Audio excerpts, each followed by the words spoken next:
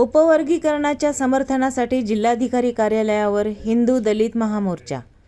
सर्वोच्च न्यायालय व महाराष्ट्र शासन यांच्या न्यायसंगत भूमिकेला पाठिंबा देण्यासाठी सकल हिंदू मातंग समाज यांच्याकडून हिंदू दलित महामोर्चाचे आयोजन आज करण्यात आले होते। हा महामोर्चा लहुजी साळवे चौक, civil hospital, Tarakpur bus stand, DSP चौक या मार्गे जिल्हाधिकारी कार्यालयात दाखल झाला।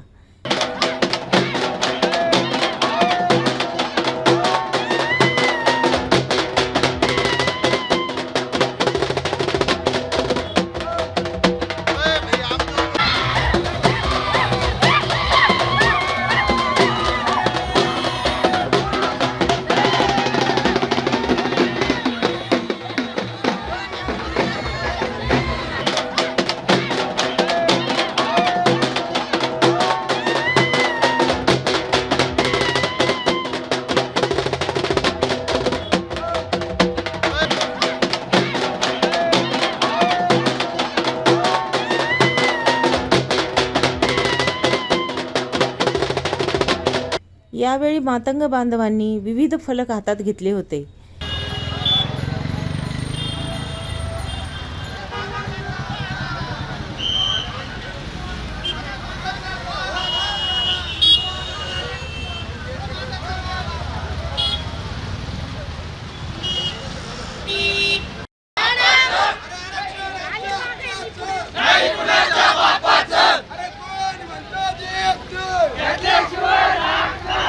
यावेळी मोर्चातील सहभागी बांधवांनी आपल्या भावना व्यक्त केल्या।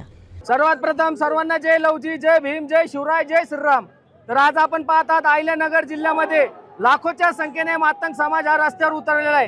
कारण त्याची अस्मितेची लढाई, त्याची स्वाभिमानाची लढाई। कारण मातंग समाज आपली मागणी घेऊन आरक्षण उपवर्गीकरण हे तात्काळ राज्य सरकारने जाहीर करावं यासाठी जिल्हाधिकारी कार्यालयावर तमाम हिंदू मातंग बांधव इथं लाखोच्या संख्येने जमले आहेत।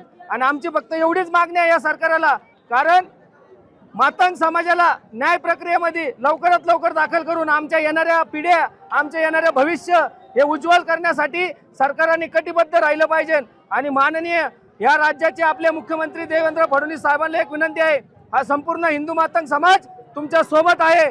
आरक्षण उपवर्गीकरण तात्काळ जाहीर करा। हिंदू मातंग युवा सेनेच्या वतीने मी संस्थापक अध्यक्ष लहुभाऊ खंडागळे सर्वांना जाहीर आवाहन करतोय की मातंग समाजाचा अंत पाहू नका। कारण आम्ही शांत आहोत म्हणून आम्हाला संत समजू नका। आम्ही बाबासाहेबांच्या संविधानाला मानणारे व्यक्ती आहोत आणि बाबासाहेबांच्या संविधानामधूनच आम्ही आमच्या आरक्षण उपवर्गीकरणाचा लढ्याचा न्याय हक्क मागत आहे।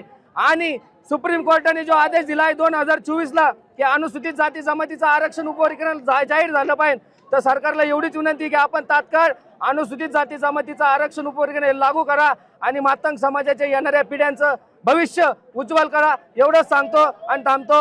जय लवजी, जय भीम, जय श्रीराम।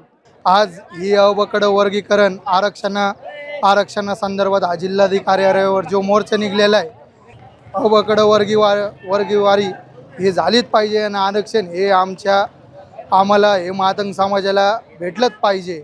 जोपर्यंत हे आरक्षण आम्हाला भेटत नाही तोपर्यंत हा आमचा लढा कायम चालूच राहील हे मी सरकारला सांगतो। आणि लवकरात लवकर त्यांनी मातंग समाजाला न्याय द्यावा व वर्गवारी करून आम्हाला आमची न्यायाची भाकर, आमच्या हक्काची भाकर, जी आरक्षणाची भाकर आहे ती आम्हाला द्यावा। अनुसूचित जातीच्या आरक्षणातील लाभवंचित घटकांना न्याय देण्याची मागणी यात करण्यात आली। मातंग समाजाला नोकरी, शिक्षण तसेच विविध शासकीय योजनांमध्ये अपेक्षित प्रतिनिधित्व मिळालेले नसल्याने सन 1980 पासून उपवर्गीकरणाची मागणी सातत्याने करण्यात येत आहे। सन 2022 पासून विविध सामाजिक संघटना, राजकीय पक्ष आणि समाजातील मान्यवरांनी एकत्र येत सकल मातंग समाज महाराष्ट्रच्या माध्यमातून हा लढा अधिक व्यापक केला आहे। दिनांक 16 जुलै रोजी नगर येथील अनुसूचित जातीच्या आरक्षणाचे उपवर्गीकरण तातडीने लागू करून लाभवंचित घटकांना न्याय द्यावा या प्रमुख मागणीसाठी सकल मातंग समाजाच्या वतीने जिल्हाधिकारी कार्यालयावर महामोर्चा काढण्यात आला। यावेळी समाज बांधव उपस्थित होते। यावेळी वाल्मिकी समाजानेही या मागणीला पाठिंबा दिला। यावेळी लहुजी साळवे या चौकात मोठ्या सभेचे आयोजन करण्यात आले होते। यावेळी मोठ्या प्रमाणात हिंदू मातंग बांधव उपस्थित होते। या सभेमध्ये मातंग समाजातील मान्यवर व्यक्ती आणि नेते उपस्थित होते। त्यांची भाषणे यावेळी झाली।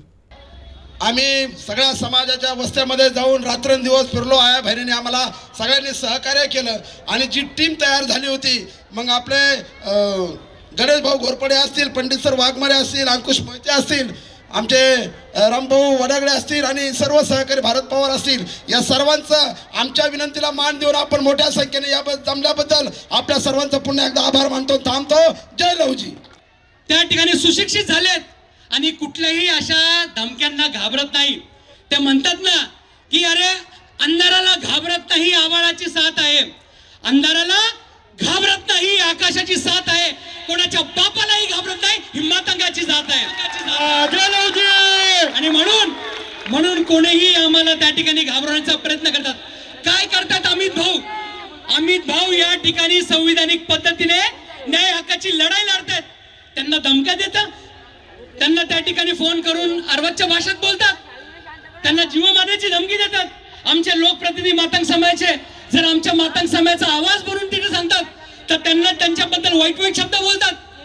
आमच्या मातंग समाजाच्या लोकप्रतिनिधीला जर खेसाला जरी धक्का लागला तर लाखो तरुण या ठिकाणी मातंग समाजात रस्त्यावरून तीव्र आंदोलन करतील, हे विसरता कामा नये.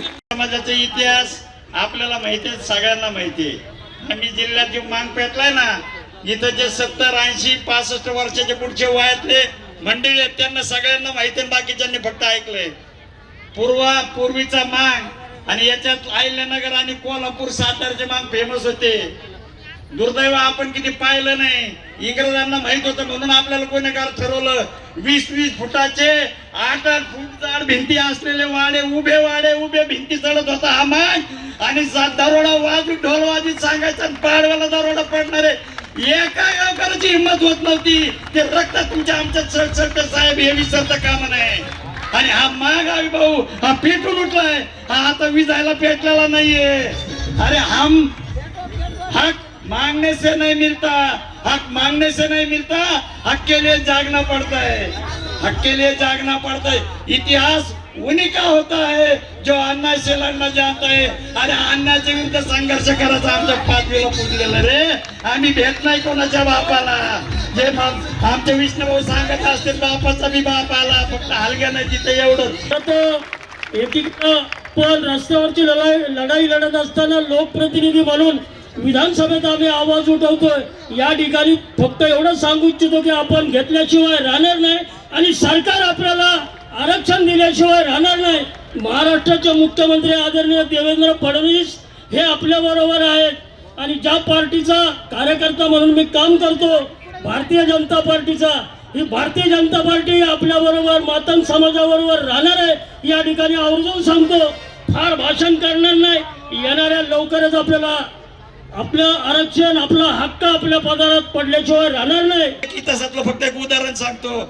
आद्य क्रांती गुरु लवजी वस्ताद साळव्यांच्या वडिलांनी जिवंत वाघ पकडून राजदरबारात आणून टाकलेले अवलादी आहेत. इतिहास वाचा म्हणा, त्यांना राऊत पदवी छत्रपती शिवाजी महाराजांनी दिलेले. अरे यांना एकच इतिहास माहिती, बाकीच्यांची इतिहासच माहित नाही. त्याला दिलगिरी व्यक्त करतो. या ठिकाणी बब्बर शेर बसलेले आहेत.